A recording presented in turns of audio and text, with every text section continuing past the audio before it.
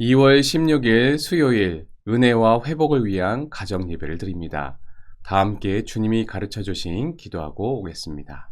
하늘에 계신 우리 아버지, 아버지의 이름을 거룩하게 하시며 아버지의 나라가 오게 하시며 아버지의 뜻이 하늘에서와 같이 땅에서도 이루어지게 하소서. 오늘 우리에게 일용할 양식을 주시고 우리가 우리에게 잘못한 사람을 용서하여 준 것 같이 우리 죄를 용서하여 주시고 우리를 시험에 빠지지 않게 하시고 악에서 구하소서. 나라와 권능과 영광이 영원히 아버지의 것입니다. 아멘.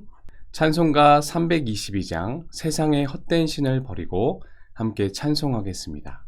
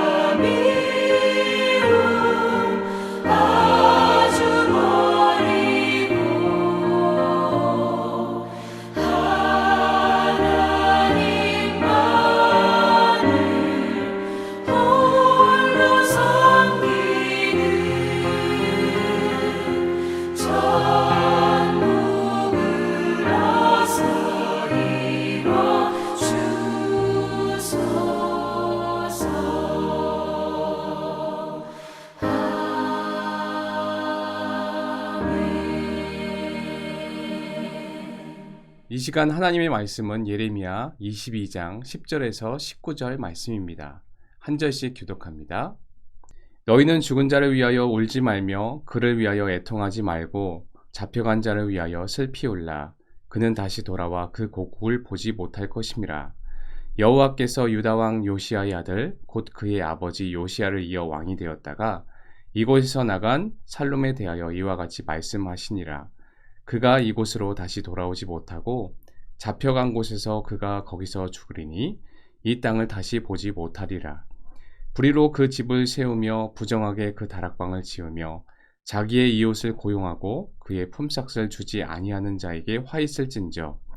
그가 이르기를 내가 나를 위하여 큰 집과 넓은 다락방을 지으리라 하고 자기를 위하여 창문을 만들고 그것에 백향목으로 입히고 붉은 빛으로 칠하였도다. 내가 백향목을 많이 사용하여 왕이 될 수 있겠느냐? 내 아버지가 먹거나 마시지 아니하였으며 정의와 공의를 행하지 아니하였느냐?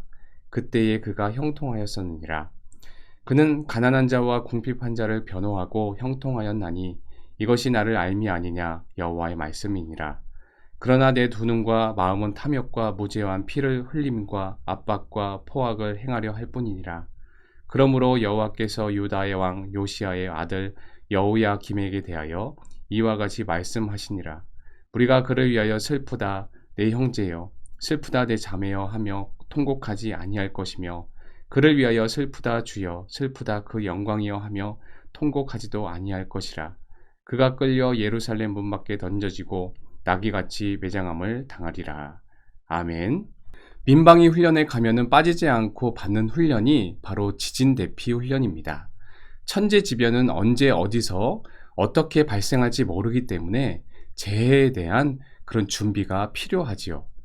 보다 더 중요한 것이 있다면 경고를 듣고 대피하거나 지시를 따라 행동하는 것이 중요합니다. 우리 신앙에 있어서도 하나님의 경고에 민감할 필요가 있습니다. 예레미야 22장은 유다 왕가를 향한 하나님의 권고와 또 멸망 경고를 동시에 선언하며 이어서 유다 말기에 대한 예언을 하고 있습니다. 유다 왕국 말기의 왕들은 그 공통점이 그들이 여호와 보시기에 악을 행하였다 하는 것입니다. 왕국 말기의 유다가 급격히 쇠락하였고 결국 멸망에 이르게 된 것은 유다 왕들의 그런 악행과 크게 관련되어 있음을 우리는 볼 수 있습니다. 더 큰 문제는 왕은 물론이고 하나님의 선민들이 타락하여 악을 행했기 때문에 그 유다가 멸망에 이르게 되었다는 사실입니다. 오늘 말씀을 통하여서 우리에게 주시는 영적인 교훈을 살펴보기를 원합니다. 10절을 보면 요시야가 죽고 그의 넷째 아들 살룸 곧 여호아하스가 왕위에 올랐다가 애굽 왕에 의해서 폐위되고 사로잡혀간 때를 배경으로 하고 있습니다. 여기서 죽은 자란 유다의 마지막 선왕이었던 요시야를 가리킵니다. 그리고 잡혀간 자는 살룸 곧 여호아하스를 가리킵니다. 아마도 당시 유다 사람들은 사람들에게 그 선정을 베풀다가 애굽과의 전쟁에서 전사한 요시야 왕을 생각하면서 애통하였던 것 같습니다. 당시 경건한 사람들은 그야말로 모든 소망이 사라졌다라고 여길 정도였습니다. 그래서 유다 사람들은 이렇게 요시야를 위해 슬퍼하면서도 즉위 3개월 만에 폐위되어 포로로 끌려간 여호아하스에 대해서는 슬퍼하지 않았습니다. 그런데 의아한 것은 하나님께서는 이미 죽은 요시야를 위해 슬퍼하지 말고 여호아하스를 위해 슬퍼하라 하신 것입니다. 왜입니까? 요시야는 이미 죽은 자입니다. 죽은 자를 위해 슬퍼한다고 해서 달라질 것은 없습니다. 여기에 더하여서 우리가 생각해 봐야 할 것이 있다면 요시야의 죽음을 애도한 것이 요시야 당시 종교개혁이란 그런 큰 위대한 역사 때문이기도 하지만 이 요시야의 선정으로 나라의 부강함과 그런 것들에 대한 향수 때문이다라고 할 수 있습니다. 이를 감안하면 당시 유다 사람들은 그들이 흘린 눈물은 과거의 번영에 대한 그런 의미였음을 함축할 수 있겠습니다. 우리의 신앙에 있어서도 마찬가지입니다. 이전에 가졌던 영광을 회고하고 누렸던 축복을 돌아보는 것 자체로는 나쁜 것이 아닙니다. 그러나 현재 동행하시는 하나님의 손길, 앞으로 주실 하나님에 대한 그 소망보다 그 과거의 경험이 현재를 좌지우지한다면 그것은 옳지 못하다라는 것입니다. 내가 예전에는 하나님께서 축복하셔서 이러한 부요함도 주셨는데 내가 과거에는 하나님이 관건적으로 임하셔서 성령으로 충만했었는데 이렇게 과거 회상적인 신앙은 올바른 영성을 위해 전혀 도움이 되지 않는다라는 것입니다. 제가 서울 장신대에서 신대원 공부를 막 시작하였을 때였습니다. 신학교라는 곳을 이제 처음 입학하였고 너무나 감동이 되고 또 이제 하나님의 일을 감당할 수 있겠구나 그런 설렘과 기대와 또 때로는 교만함도 있었던 것 같습니다. 그런 즈음에 이제 첫 사역을 시작하고 난관에 부딪혔습니다. 도무지 이전에 누렸던 그런 성령 충만과 뜨거움이 생기지 않는 것입니다. 내가 여태까지 받았던 그 은혜를 신학교 공부와 사역지에서 발휘를 해야 되는데 이전에 가졌던 자신감과 열정이 내 안에 없다는 것을 깨달았습니다. 겉모양은 전도사가 되고 신학생도가 되었습니다. 그러나 현재 만나는 하나님과의 교제가 없었다는 것을 인정하고 회개했던 때가 있습니다. 그렇습니다. 우리의 신앙이 자칫 과거에 매여있지는 않은지 우리는 돌아봐야 할 것입니다. 오늘 살펴본 유다 사람들의 면모를 우리는 타산지석으로 삼아야 합니다. 현재가 어려울 때 그것을 극복하려고 하나님께 나아가기보다 또 당당하게 맞서고 성실하게 하루하루 살기보다 과거의 영광만을 생각하고 거기에 매여서 하루하루 보낸다면 어리석은 일일 것입니다. 그런가 하면 13절 이하 19절까지 보게 되면 여기서는 여호야 김의 악정과 그의 최후가 얼마나 비참한지를 보게 됩니다. 모든 지도자가 그러해야 하듯 그는 백성들에게 신뢰와 존경을 받아야 했습니다. 그러나 그는 존경이 아닌 멸시의 대상으로, 신뢰가 아닌 불신의 대상으로 평가되어집니다. 그렇다면 어째서 지도자의 자리에 서 있었지만 지도자로서 인정받지 못하였던 것일까? 오늘 말씀에서는 그 이유를 그의 행위와 존경과 찬사를 받았던 요시야의 행위를 대비하고 있다라는 것입니다. 그는 죄악으로 점철된 인생, 오로지 자기밖에 모르고 타인을 압제하는 인생을 살았습니다. 그러나 요시야는 무엇을 먹고 마시느냐의 마음도기보다 정의, 공의를 행하였다라고 이야기합니다. 불의한 자들에게 압제를 당하고 억울한 일을 당하는 사람들을 도와주는 그런 선정을 베풀었습니다. 이를 통해 성경이 가르치는 바는 무엇인가? 참된 지도자가 어떠한 사람인지 가늠해주는 표식이라고 할 수 있겠습니다. 여호야김은 백성을 착취하기에 여념이 없었습니다. 그에게 백성들은 자신의 욕구를 충족시켜주는 착취의 대상일 뿐이었습니다. 그는 철저히 백성과 분리된 삶, 백성과 무관한 삶, 그들을 철저히 외면하는 삶을 살았습니다. 반면 요시야는 백성들과 함께 더불어 그들의 고통과 그들의 아픔과 어려움을 함께 적극적으로 건져주는 그런 삶을 살았다라는 겁니다. 그러하였기에 백성들은 요시야를 진정한 지도자로 기억하고 있었고 그의 사후조차도 기억하였던 것입니다. 이러한 진정한 지도자의 면모는 구원받은 하나님의 백성들을 인도하시고 참되고 선하신 목자 되신 예수님의 삶을 통하여서 드러납니다. 우리 주님은 이 땅에서 당신의 공생의 기간 동안에 약하고 허물된 그런 인생들, 소외되고 연약한 삶을 사는 이들에게 찾아가시어서 그들의 삶과 함께 하시고 또 그들을 긍휼히 여기셨습니다. 우리가 그분을 즐거이 따르고 순종할 수 있는 것은, 영원한 목자로 모실 수 있는 것은 우리 가운데 그분이 모든 필요를 아시고 채워주셨기 때문입니다.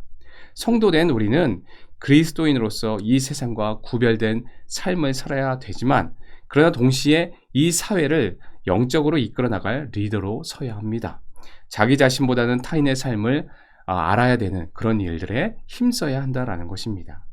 이 사회에 소외된 자들, 약자들, 그들을 예수님의 마음으로 긍휼히 여기며 그들을 돌봄으로써 갈 곳을 몰라 헤매고 힘겨워하는 그 사람들에게 삶의 방향을 제시해 줄 수 있는 복된 삶을 살 수 있는 저와 여러분이 되시기를 주님의 이름으로 축원합니다. 이 시간 과거에 머무른 신앙이 아니라 오늘 주님과 교제하는 그리스도인이 되게 하소서.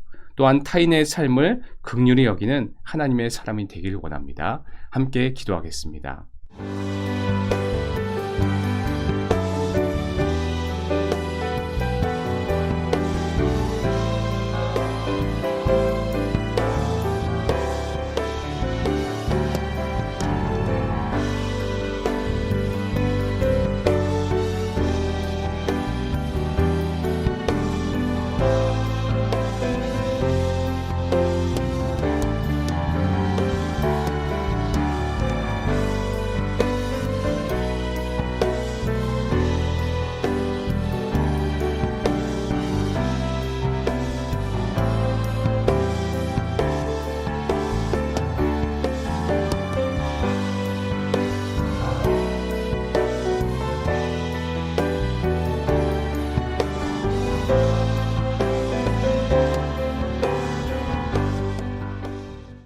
사랑과 은혜가 많으신 하나님 아버지 감사합니다. 아버지, 우리가 이 말씀에 비추어서 과거에 머무른 신앙이 아니라 오늘도 주님과 함께하는, 동행하는 그러한 그리스도인이 될 수 있도록 인도하여 주시옵소서. 그리고 타인의 삶을 긍휼히 여기며 그들에게 주님의 복음을 전할 수 있는 저들 될 수 있도록 인도하여 주시옵소서. 감사를 드리오며 예수님의 이름으로 간절히 기도드리옵나이다. 아멘.